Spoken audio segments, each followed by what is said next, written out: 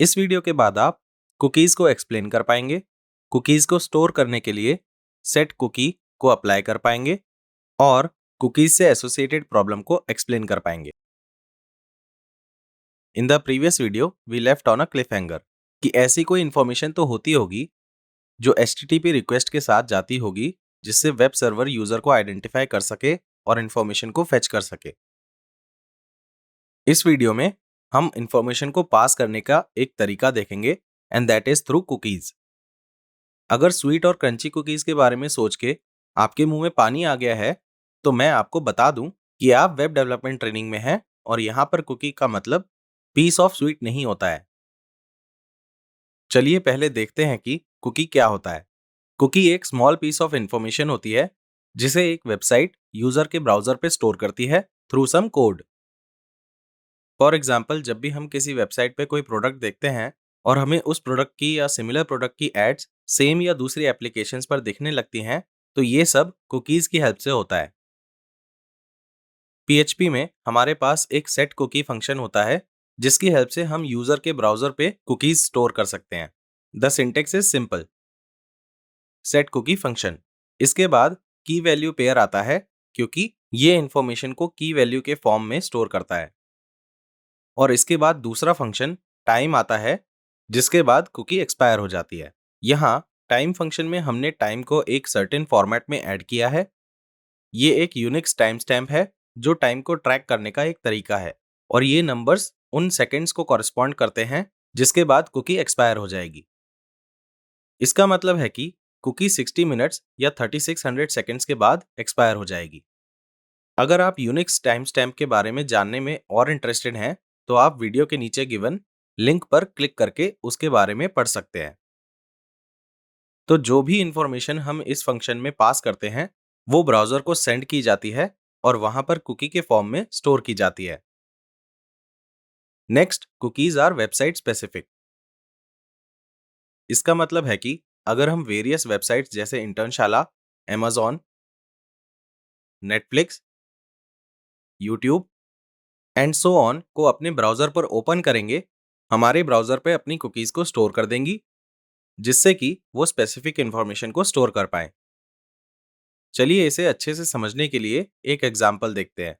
इस वेबसाइट पर एक अमेजिंग सेल हो रही है। आपने यहाँ से कुछ प्रोडक्ट्स को शॉर्टलिस्ट किया है और उन्हें कार्ट में ऐड कर दिया है। अब इन्हें खरीदने से पहले आप चाहते हैं कि आपका फ्रेंड इन्हें एक बार देखकर अपना ओपिनियन भी शेयर करे, लेकिन अभी आपका फ्रेंड किसी काम में बिजी है तो आपने भी वेबसाइट बंद करके कुछ और काम करना स्टार्ट कर दिया।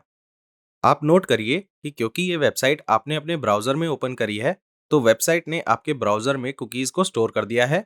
अंडरस्टैंडिंग पर्पसेस के लिए चलिए इस कुकी को X नाम देते हैं। जैसे ही आपका फ्रेंड आया, आपने इमीडिएटली वेबसाइट को ओपन करके उसे प्रोडक्ट्स दिखाना शुरू कर दिए। दिस में सीम सिंपल, लेकिन वेबसाइट ने आपके ब्राउजर में जो कुकी स्टोर की है उसकी वजह से यहाँ पर एक इंटरेस्टिंग चीज हुई है एंड दैट इज जो आइटम्स आपने कार्ट में ऐड करी थी वो अभी भी वहीं पर हैं। This was possible because of the cookie X जिसे वेबसाइट ने आपके ब्राउजर में स्टोर किया था। जब आपने फिर से वेबसाइट को ओपन किया तो HTTP रिक्वेस्ट के साथ ये कुकी इंफॉर्मेशन जो प्रोडक्ट्स को डिनोट कर रही है वो भी सेंड हो गई और Amazon ने इस इंफॉर्मेशन को यूज करके प्रोडक्ट्स को फेच किया और आपके कार्ट में दिखाया। कुकी इंफॉर्मेशन ब्राउजर में की वैल्यू पेयर्स के फॉर्म में स्टोर होती है और हर एक वेबसाइट अपनी सेट ऑफ इंफॉर्मेशन को कुकीज के फॉर्म में स्टोर करती है। ये इंफॉर्मेशन ऑटोमेटिकली हर एक HTTP रिक्वेस्ट के साथ जाती है which we make for that website through the browser. For example, अगर आप YouTube ओपन करेंगे तो YouTube के लिए जो कुकी इंफॉर्मेशन स्टोर्ड होगी वो HTTP रिक्वेस्ट के साथ जाएगी। सिमिलरली, अगर आप Facebook ओपन करेंगे तो Facebook के लिए जो कुकी इंफॉर्मेशन स्टोर्ड होगी वो HTTP रिक्वेस्ट के साथ जाएगी। लेकिन अगर आप XYZ वेबसाइट को पहली बार ओपन करेंगे और अगर इसकी कुकी इंफॉर्मेशन आपके ब्राउजर पर सेव्ड नहीं है तो रिक्वेस्ट के साथ कुछ नहीं जाएगा। पर जैसे ही आप वेबसाइट ओपन करेंगे तो वेबसाइट आपके ब्राउजर में कुछ कुकी इंफॉर्मेशन स्टोर करना स्टार्ट कर देगी और इसके बाद नेक्स्ट टाइम जब आप वेबसाइट को ओपन करेंगे तब इस वेबसाइट के लिए कुकी इंफॉर्मेशन HTTP रिक्वेस्ट के साथ जाएगी। PHP में एक built in super global variable $_ होता है जो सारी कुकी रिलेटेड इंफॉर्मेशंस के साथ असाइंड होता है जो रिक्वेस्ट के साथ जाती है। हम इस वेरिएबल को यूज करके इसमें से किसी भी इंफॉर्मेशन को फेच और यूज कर सकते हैं।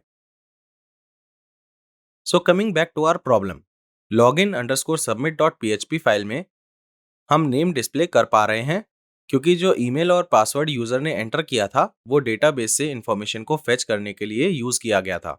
लेकिन जब यूजर क्लिक हेयर पे क्लिक करता है तो वो dashboard.php के लिए एक नई रिक्वेस्ट इनिशिएट कर देती है और login_submit.php से इंफॉर्मेशन dashboard.php पर पास ऑन नहीं होती है। Hence, dashboard.php doesn't know how to fetch the name. Then we discussed कि नई HTTP रिक्वेस्ट के साथ कुछ इंफॉर्मेशन आनी चाहिए जिससे dashboard.php यूजर को आइडेंटिफाई कर पाए और उसके अकाउंट से इंफॉर्मेशन को फेच कर पाए। और इस इंफॉर्मेशन को पास करने के लिए हम कुकीज यूज कर सकते हैं। वीडियो को पॉज करिए और सोचिए कि इसे अचीव करने के लिए आप कुकीज के कॉन्सेप्ट को कैसे यूज कर सकते हैं। तो जैसे ही हम login_submit.php में अपने यूजर को आइडेंटिफाई करेंगे, वैसे ही हम यूजर के ब्राउजर में कुछ यूजर इंफॉर्मेशन को स्टोर कर पाएंगे in the form of a cookie. इससे अगली बार जब हम दूसरी HTTP रिक्वेस्ट इनिशिएट करेंगे, से फॉर dashboard.php, तो कुकी में stored user information automatically fetch हो जाएगी। इस इंफॉर्मेशन को हम dashboard.php में यूज करके यूजर को आइडेंटिफाई कर सकते हैं और डेटाबेस से रेलेवेंट अकाउंट इंफॉर्मेशन को फेच कर सकते हैं। तो login_submit.php में जब हम ईमेल और पासवर्ड को सक्सेसफुली मैच करते हैं तो हम यूजर की इंफॉर्मेशन को कुकी के फॉर्म में यूजर के ब्राउजर पे स्टोर कर पाते हैं। कुकी को ऐड करने के लिए हम सेट कुकी फंक्शन यूज करेंगे और की वैल्यू पेयर को टाइम फंक्शन के साथ पास करेंगे।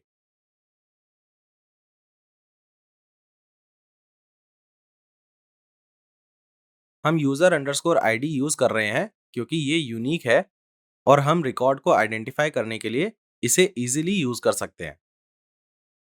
रिकॉर्ड आइडेंटिफाई होने के बाद हम उससे रिलेटेड कोई भी इंफॉर्मेशन फेच कर सकते हैं। नेम को कुकी में स्टोर करना टेक्निकली रिडंडेंट है, लेकिन हम इसे यूज करके अपने डैशबोर्ड कोड को सिंपल बनाएंगे। जब रिस्पॉन्स ब्राउजर पे वापस जाएगा तो वो इंफॉर्मेशन जिसे हम एज अ कुकी सेट करना चाहते हैं वो रिस्पॉन्स के साथ जाएगी और वो यूजर के ब्राउजर पे स्टोर हो जाएगी। फिर जब यूजर क्लिक हेयर पे क्लिक करेगा तो dashboard.php के लिए एक नई HTTP रिक्वेस्ट इनिशिएट होगी और इस बार कुकी में स्टोर्ड यूजर की इंफॉर्मेशन भी साथ जाएगी। हम $_ वेरिएबल को यूज करके dashboard.php में इस इंफॉर्मेशन को एक्सेस करेंगे और फिर इसे यूज करके हम यूजर के नेम को प्रिंट करेंगे। कुकीज का कॉन्सेप्ट काफी इंटरेस्टिंग होता है, लेकिन कुकीज यूज करने में एक प्रॉब्लम होती है।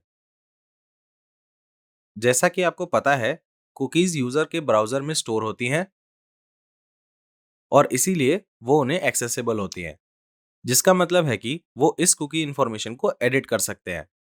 अगर कोई यूजर हमारी स्टोर्ड यूजर अंडरस्कोर आईडी को किसी और की यूजर अंडरस्कोर आईडी से रिप्लेस कर देता है तो वो उस पर्सन को इम्पर्सनेट कर सकता है और उस पर्सन से रिलेटेड क्रिटिकल इंफॉर्मेशन फेच होकर dashboard.php पे डिस्प्ले हो सकती है। But don't worry, real world में कोई भी अच्छी वेबसाइट लॉगिन या क्रिटिकल डेटा को स्टोर करने के लिए सिर्फ कुकीज को यूज नहीं करती है। ये मेनली नॉन क्रिटिकल इंफॉर्मेशन को स्टोर करने के लिए यूज होती है, where we are okay even if a user edits his cookies. Say for example हमें वो लास्ट पेज देखना है जो यूजर ने हमारी वेबसाइट पे विजिट किया था। तो नेक्स्ट टाइम जब यूजर हमारी वेबसाइट ओपन करेगा तो हम उसे लास्ट विजिटेड पेज पे रीडायरेक्ट कर देंगे और इस केस में हम यूजर का लास्ट विजिटेड पेज उसके ब्राउजर पे एज कुकीज स्टोर कर सकते हैं। अगर यूजर कुकीज को एडिट भी करता है तब भी किसी पे इफेक्ट नहीं पड़ेगा। This was all about cookies, जिन्हें यूज करके हम नॉन क्रिटिकल इंफॉर्मेशन को स्टोर करते हैं। नेक्स्ट वीडियो में हम यूजर इंफॉर्मेशन को स्टोर करने के लिए दूसरे तरीके देखेंगे।